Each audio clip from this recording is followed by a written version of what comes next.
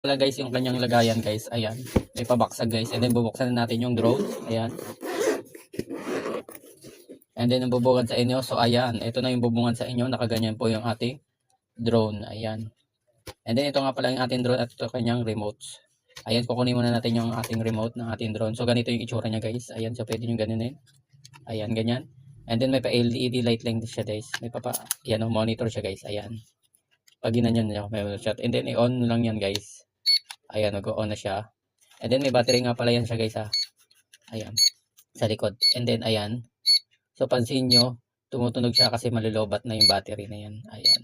So may indicator siya. So yun yung pinakamaganda guys. Ayan. Tayo na natin. Kasi palubat na siya guys. Uy, natanggal pa. So ditanggal pala yun guys. Ayan. So ayan. And then ito yung susunod guys. Nakadalawang battery na pala yung ating drone. Pag mag-buy kayo nito guys ng ating drone na P17 Pro, meron na siyang libreng battery dalawa. Ayan. And then ito nga pala ang kanyang pakita ko yung kanyang obstacle avoidance. Ito po. Salpak nyo lang po yan dito sa likod. Ayan. So yung bawat mabanggaan nito, detik sa likod at saka sa harap. So pag ito ginamit nyo, ay mapoprotektahan niya. Hindi niya po mababangga kasi meron siyang obstacle avoidance. And then meron din pong itong GPS. Ayan. GPS po yung may kusang nag-home return.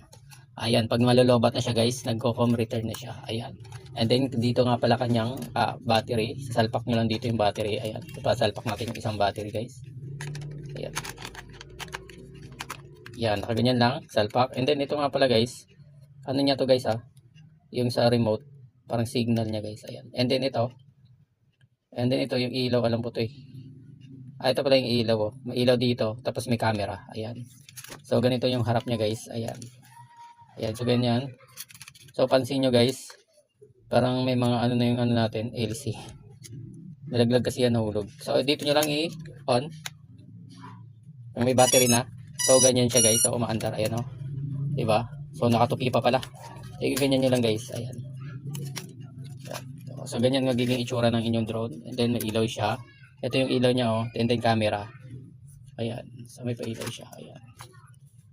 So ito nga pala guys, binili ko na ito.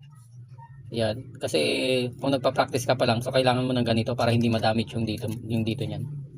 Ayan. So bumili ako nito. So hindi yan kasama. Ayan sinasabi ko dito yan guys. Ayan. Pag ganyan yan siya guys. Ayan.